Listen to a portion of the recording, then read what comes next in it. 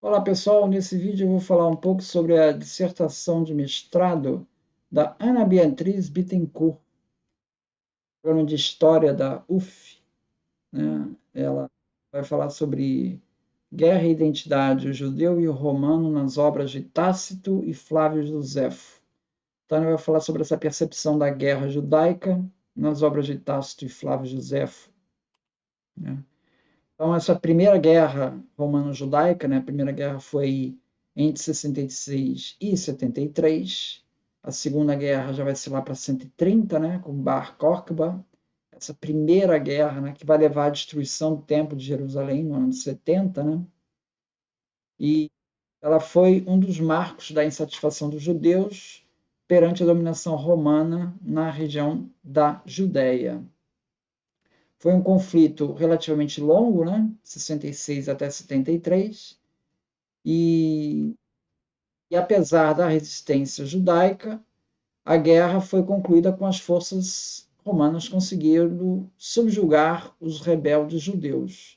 Com a conquista de Jerusalém, o templo foi destruído no ano de 70, e a última resistência, o foco de resistência, foi a fortaleza de Massada, né, que fica numa montanha, num acesso difícil, né, mas que acabou sucumbindo em 73. A Primeira Guerra Romano-Judaica ocorreu, então, portanto, entre os anos 66 e 73. Ela foi iniciada sob o governo de Nero e se estendeu pelos governos de Galba, Otto, Vitélio e terminou com Vespasiano, através das legiões comandadas pelo seu filho, filho do imperador, que era o Tito. Então, nós temos duas grandes narrativas sobre esse episódio histórico, né? A primeira é a de Tácito, em Histórias, no livro 5, né? Tácito escreveu esse livro por volta de 104 a 109, tá? Então é depois, relativamente 30 anos depois dos acontecimentos, né? E o Flávio Josefo, que escreveu Guerra dos Judeus, logo ali em cima, logo em 75 a 79, ele escreveu Guerra dos Judeus, tá? Os dois autores, eles têm origem romana, e, na verdade, o Tácito tem origem romana, historiador romano, né?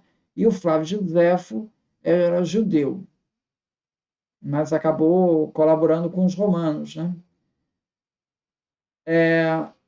O trabalho da Ana Beatriz ainda vai falar sobre as moedas, né, que foram cunhadas na época e que tratam desse contexto da Primeira Guerra Romano-Judaica, conhecidos como Judae Capta e Judae Recepta. São as moedas de resistência judaica.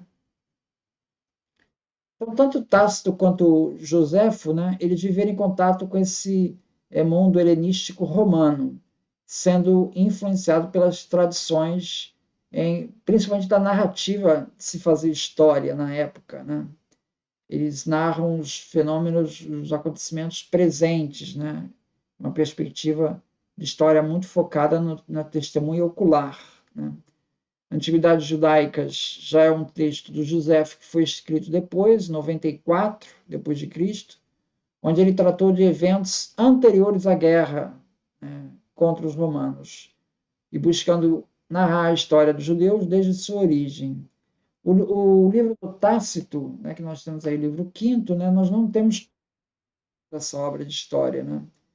E, inclusive, o relato final desse livro quinto nós não temos, foi perdido também.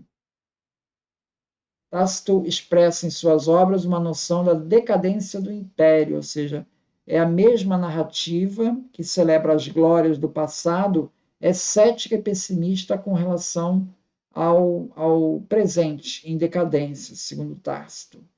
Tácito, então, mostra essa decadência romana, apresentada em exemplos de degradação moral nas províncias e atrocidades, antes impensáveis em Roma, com todo tipo de crime, traição e corrupção. Então, está bastante cético com relação ao presente que ele escreve, né, que está aí por volta do ano 100. Joséfo, ele procurou ultrapassar a fronteira do judaísmo com a sua produção literária, né, com esses dois livros, né, Guerra dos Judeus e Antiguidades Judaicas. E procurando principalmente um público romano, né, para fazer a defesa do povo judeu e apontar que os judeus não estavam representados pelos revoltosos. Já que perdeu a guerra, então a ideia do Joséfo é dizer que esses rebeldes judeus aqui, eles não representam o povo todo judeu, né? O povo judeu tem uma antiguidade muito maior, uma tradição muito maior que deve ser valorizada. Então ele desmistifica a ideia, a imagem de um grupo que aparece sempre marcado pela superstição ou pela rebelião, que era assim que era visto, o romano via os judeus, né? Ele está querendo dizer que não, que isso daí não é o que marca o povo judeu. Então são obras de propaganda, né? Tentando destacar, ressaltar a cultura judaica entre os judeus, né? A própria língua que ele foi escrita, os textos, né, compõem a finalidade e o público-alvo a qual principalmente se direcionava a obra. Quer dizer, não foram textos escritos em hebraico. Né? Flávio Josefo busca desvincular a imagem do judeu da sedição, desmistifica a religião, suas origens, e apresenta a vitória da guerra como uma punição pelos maus caminhos escolhidos pelos judeus. Tá? Nesse sentido que o Josefo, por muitos, vai ser considerado um traidor. Né?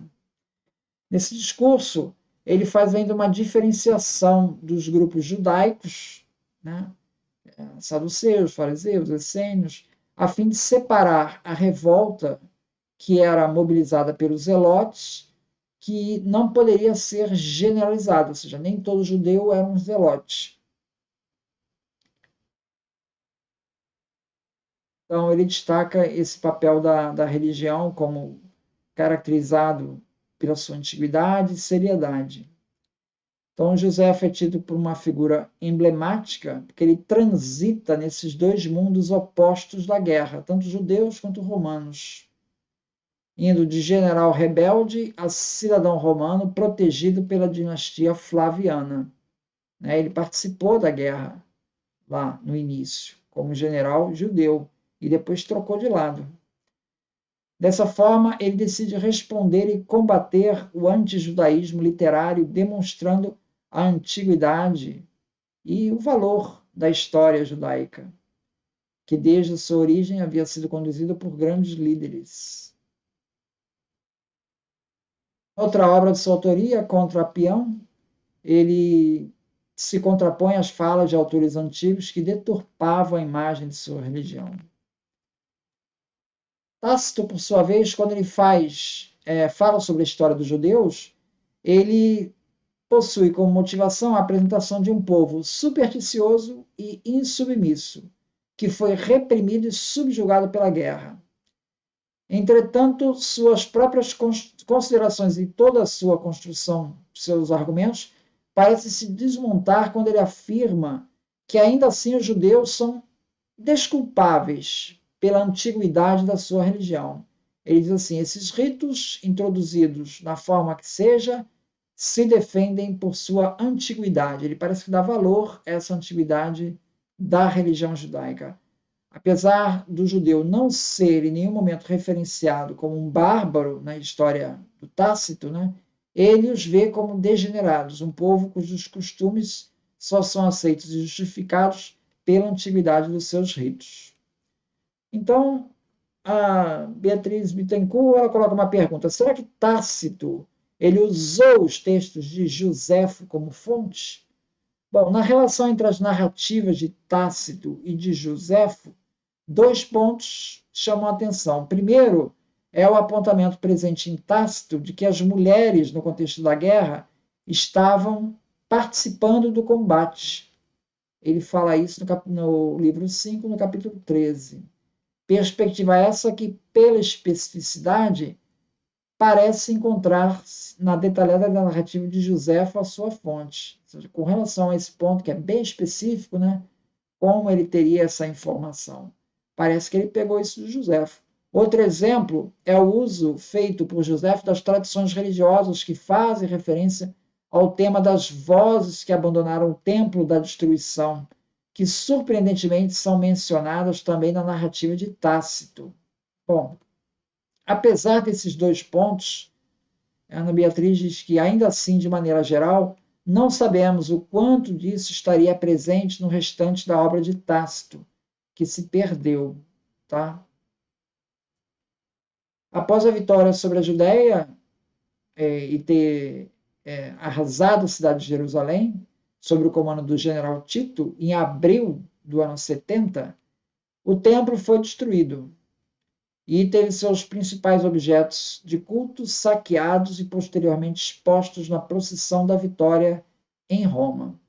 O arco de Tito, junto ao Fórum Romano e Coliseu, ele mostra essa cena da vitória, né? E no topo do arco do Tito está escrito: o Senado e o povo romano dedicam este arco ao divino Tito Vespasiano Augusto e o filho do divino Vespasiano.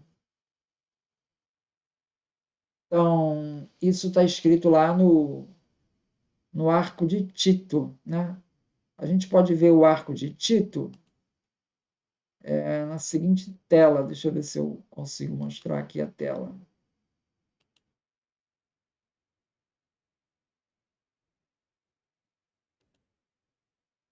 Se vocês conseguem ver, aqui está o arco, aqui é a parte interna da tela. Esse aqui é o arco de Tito, né? Ele fica próximo do Coliseu Romano e o Fórum Romano, entre um e outro, né? E próximo também ao Palatino. Então, aqui na parte interna do arco, vocês veem aqui a menorá, que é esse candelabro, sendo carregado pelos romanos ao chegar em Roma. E aqui é o detalhe mais da menorá sendo carregada pelos romanos. Tá?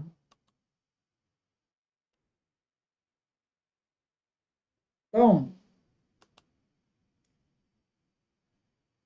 nós temos esse detalhe aí do arco de Tito, que pode ainda ser encontrado, né? Bom, com a guerra e a derrota, né, dos judeus, foi a partir desse momento que se desenvolveu o judaísmo rabínico, né, que deu sequência, já que o templo não existia mais. Né? Então é mais adequado a falarmos de judaísmos nessa época, né? Essa pluralidade de movimentos dentro do judaísmo. É um conceito que vem sendo amplamente adotado pelos estudos no campo, né? Porque tinha várias expressões judaicas na época. Com o fim do conflito, houve o colapso das formas de autoridade antes vistas no sumo sacerdócio e na classe dirigente. Na verdade, não foi eleito mais nenhum sumo sacerdote ali para mediar os judeus e o governador. E até os que haviam se rendido foram mortos sobre a fala de Tito, de que deveriam todos ter antes padecido junto com o santuário em chamas. E a classe dirigente foi condenada ao esquecimento. Teve muitos de seus aristocratas e proprietários de terra presos, escravizados e ou executados. Além do mais, ao mesmo tempo em que no pós-guerra a classe romana, alta romana, passa a agir com hostilidade em relação ao judaísmo, a propaganda romana de subjugação dos judeus enfatizava o retorno à paz. Então é isso. Muito obrigado, então.